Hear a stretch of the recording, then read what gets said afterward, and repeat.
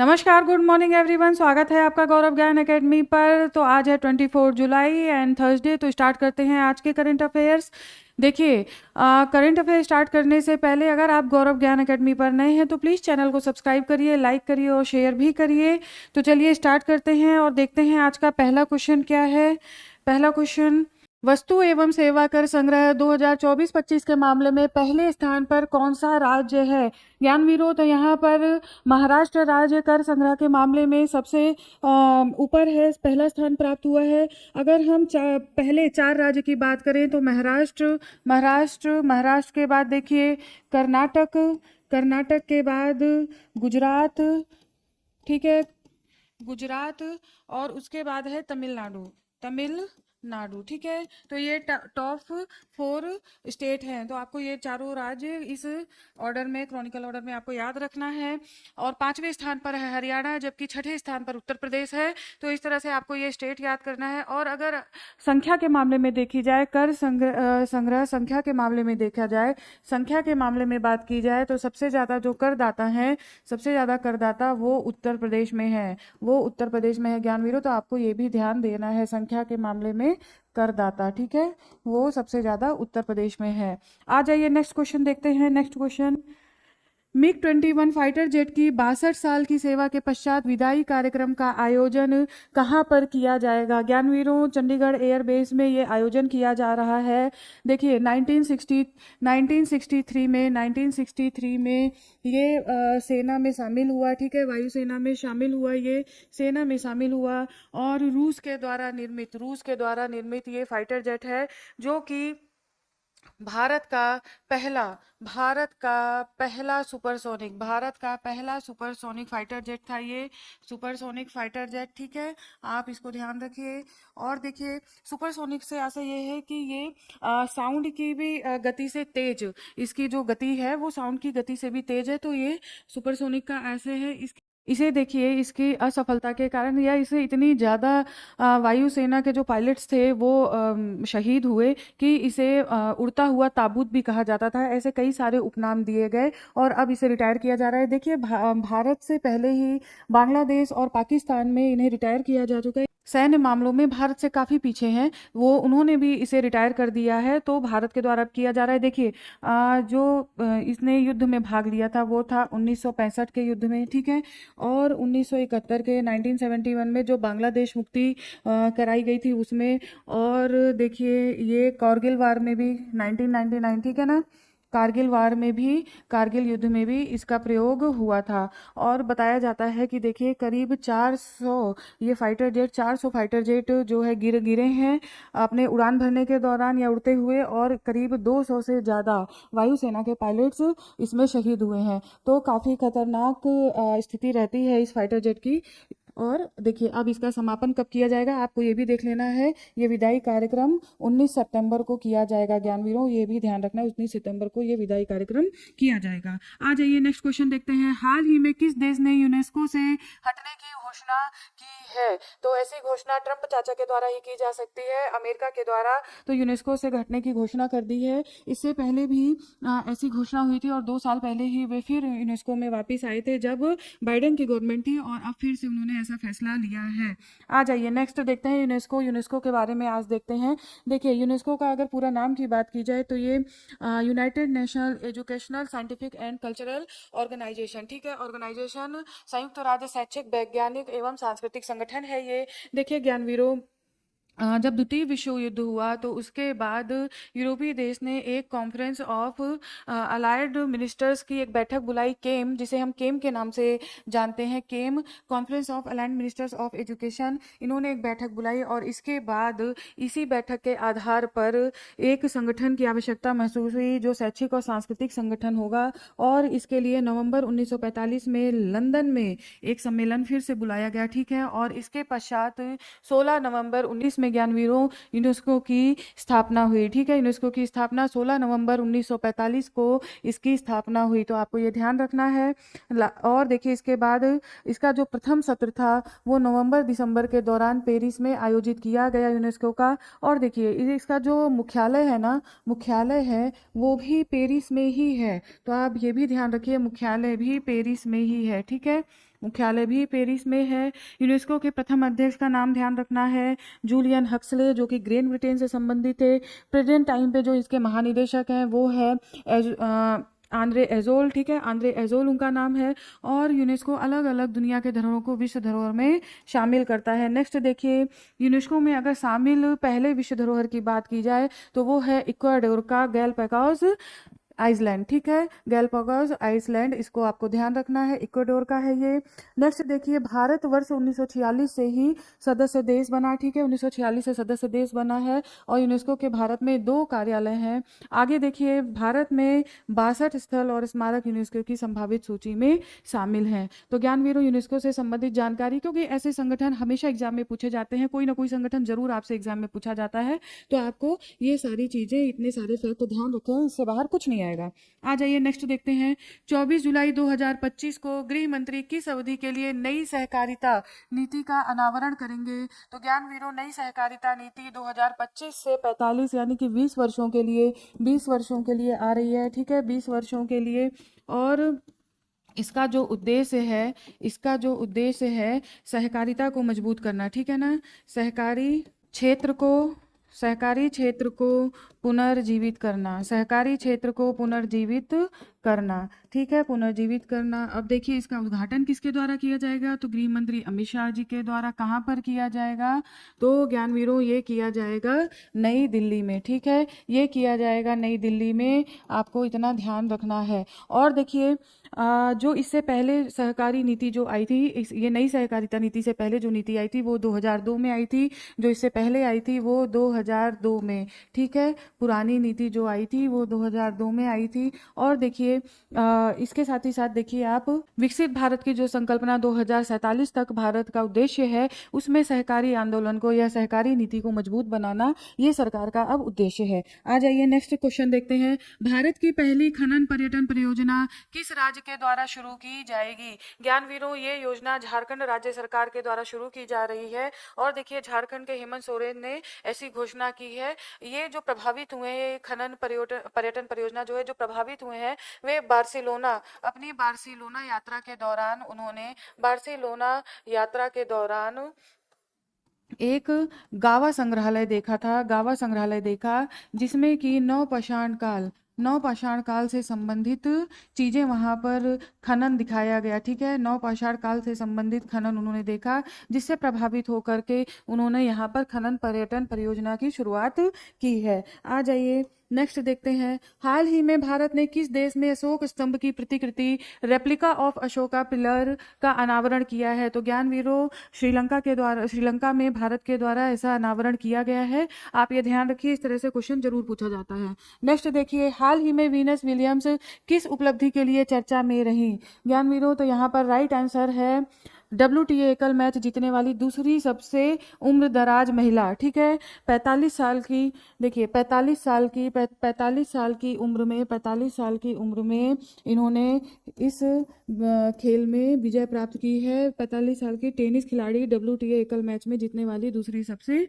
उम्र दराज खिलाड़ी। अगर ये दूसरी हैं तो आपको पहले भी याद होनी चाहिए, ठीक है ना, पहले भी पता होना चाहिए, जो कि 47 वर्ष की उम्र में जीती थी। उनका नाम है मार्टिना नवरातिलोवा, ठीक है, मार्टिना नवरातिलोवा, जिन्होंने 2004 में ये खिताब जीता था, ठीक। और देखिए, अगर हम वीनस विलियम की बात करें तो ये इन्होंने 7 बार ग्रैंड स्लैम एकल चैंपियन है, ठीक है ना, 7 बार ग्रैंड स्लैम एकल चैंपियन रह चुकी हैं। तो आपको ये ध्यान रखना है, ये क्वेश्चन भी पूछा जाता है कई बार, जब गेम्स के क्वेश्चन आते हैं तो उसमें एक आध स्टेटमेंट ऐसा डाल देते हैं, तो आपको बिल्कुल ध्यान रखना है, 7 बार की ग्रैंड स्लैम चैंपियन है एकल विजेता के रूप में। आ जाइए नेक्स्ट क्वेश्चन देखते हैं। भारतीय नौसेना के द्वारा जहाज निर्माण सेमिनार का आयोजन कहाँ पर किया जाएगा? तो ज्ञानवीरों, ये किया जा रहा है दिल्ली में, ठीक है, इसको ध्यान रखिए।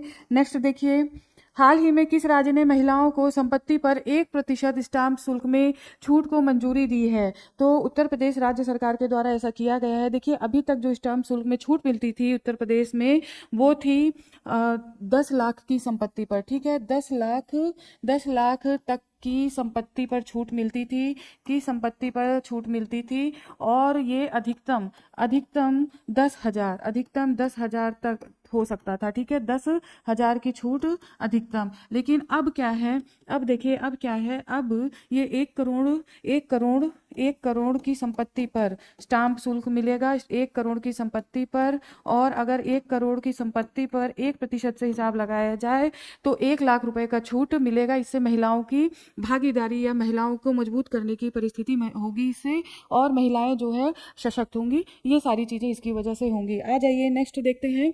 हाल ही में अटल नवाचार मिशन के निदेशक के रूप में किसे नियुक्त किया गया है? ज्ञानवीरों, ये नियुक्त किया गया है दीपक बागला को। आपको ध्यान रखना है, अटल नवाचार मिशन किसने शुरू किया? तो ये नीति आयोग के अंतर्गत काम करता है। ज्ञानवीरों, नीति आयोग के अंतर्गत काम करता है अटल नवाचार मिशन। और ये कब स्टार्ट हुआ था? तो ये 2016 में स्टार्ट हुआ था। अब देखिए दीपक बागला इसके निदेशक चुने गए हैं। तो ये इंपॉर्टेंट क्वेश्चन है, ध्यान रखिए।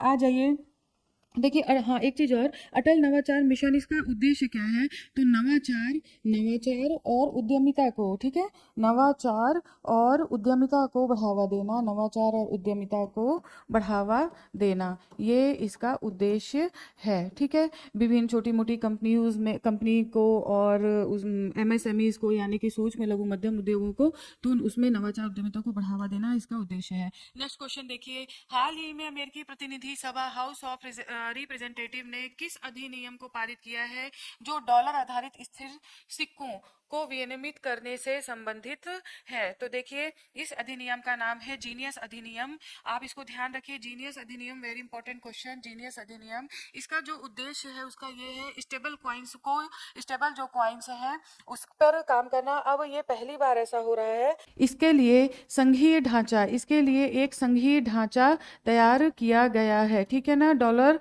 के लिए, स्टेबल कॉइन्स के लिए एक संघीय ढांचा तैयार किया गया है। तो जीनियस अधिनियम, इस नाम को आपको ध्यान रखना है। आ जाइए ज्ञानवीरों, अब देखते हैं हाई अलर्ट फैक्ट्स।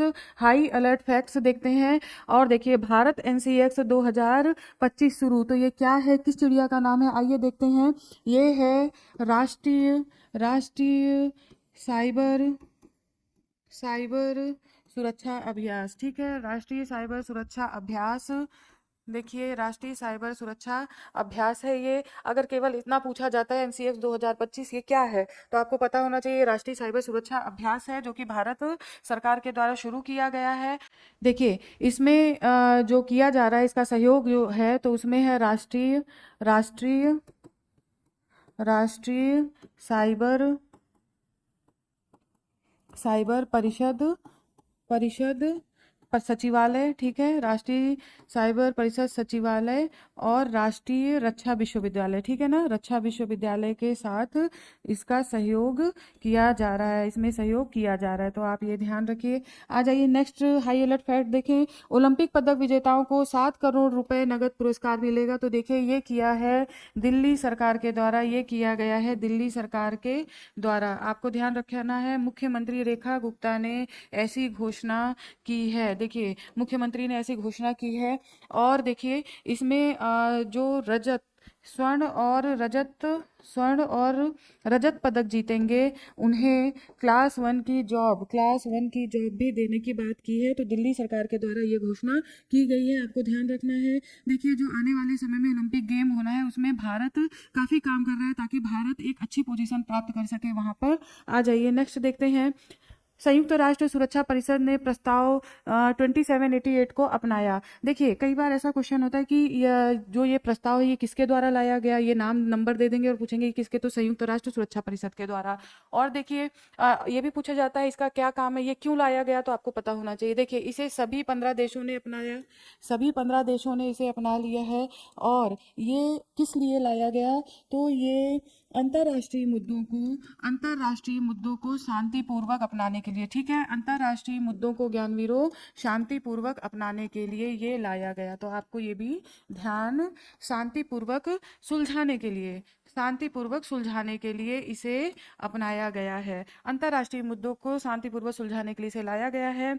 आ जाइए अब देखते हैं अन्य महत्वपूर्ण तथ्य। गीता गोपीनाथ, अंतर्राष्ट्रीय मुद्रा कोष यानी कि IMF में प्रथम उप प्रबंध निदेशक के रूप में कार्यरत भारतीय अमेरिकी अपने पद को छोड़ते हुए जल्दी ही हार्वर्ड यूनिवर्सिटी में लौटेंगे। देखिए, ये प्रोफेसर के पद पर कार्यरत थी, जहां से इन्होंने IMF के उप प्रबंध निदेशक के रूप में कार्य किया। अब वो पुनः अपने पुराने वाले काम में लौट जाएंगे, यानी कि हार्वर्ड यूनिवर्सिटी में एज ए प्रोफेसर वर्क करेंगे। आ जाइए, देखिए ये क्या है, प्रतिभा सेतु पोर्टल। देखिए, प्रतिभा सेतु पोर्टल UPSC में जो इंटरव्यू तक जो लोग पहुंचते हैं, जो उम्मीदवार पहुंचते हैं और वो फाइनली पास नहीं हो पाते हैं या उन्हें कहीं और जॉब नहीं मिल पाती है, तो ये पोर्टल स्थापित करने का उद्देश्य है ऐसे लोगों को रोजगार देना। ठीक है, ऐसे लोगों को रोजगार देना। अब देखिए, संघ लोक सेवा आयोग की परीक्षा में अंतिम सूची में स्थान न बना पाने वाले उम्मीदवारों को नौकरी देने के लिए 113 कंपनियां पोर्टल पर मौजूद हैं। तो ये हो गया। देखिए ज्ञानवीरों, आज का करंट अफेयर कंप्लीट होता है। अब हम लोग कल का रिवीजन कर लेते हैं। तो चलिए स्टार्ट करते हैं रिवीजन। भारत के पहले उपराष्ट्रपति जिन्होंने राष्ट्रपति का चुनाव लड़ने के लिए 20 जुलाई 1969 को इस्तीफा दिया था, राइट आंसर है वीवी गिरी। नेक्स्ट देखिए, 30 अक्टूबर से 27 नवंबर 2025 में चेस वर्ल्ड कप की मेजबानी किस देश के द्वारा की जाएगी? भारत के द्वारा। नेक्स्ट, हाल ही में WHO ने किस अफ्रीकी देश को ट्रैकोमा मुक्त घोषित किया है? सेनेगल को किया है। नेक्स्ट, हाल ही में भारत ने 66वें अंतर्राष्ट्रीय गणित ओलंपियाड 2025 में कौन सी रैंक हासिल कर अब तक का अपना सर्वश्रेष्ठ प्रदर्शन किया है? तो 7वीं पोजीशन भारत को हासिल हुई है। IMO में 3 से 10 अगस्त तक दूसरा महिला कबड्डी विश्व कप का आयोजन कहां पर किया जाएगा? ज्ञानवीरों, पटना से शिफ्ट होकर के अब ये हैदराबाद में होगा। नेक्स्ट देखिए, निसार उपग्रह परियोजना किन दो अंतरिक्ष एजेंसियों की संयुक्त पहल है? तो ये इसरो और नासा की संयुक्त पहल है। नेक्स्ट देखिए, किस राज्य सरकार ने हॉर्नबिल संरक्षण उत्कृष्टता केंद्र की स्थापना का निर्णय लिया है? तो तमिलनाडु राज्य सरकार के द्वारा।